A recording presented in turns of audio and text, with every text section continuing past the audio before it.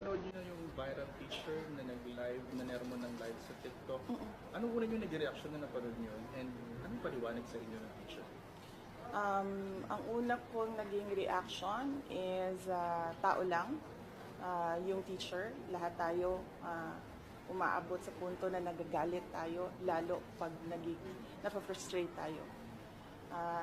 This is especially true sa mga teachers dahil ang mga teachers natin hindi lang isa na tao yung kausap nila. Ang isang klase ay merong from 25 to 45, sometimes 55 students. Nakita ko yung explanation niya, and then sinabihan ko ang regional office natin na there will be no penalties for the teacher. Just to remind the teacher that if she is angry, she has to pause, itigil mo na yung klase, and when she's not angry anymore,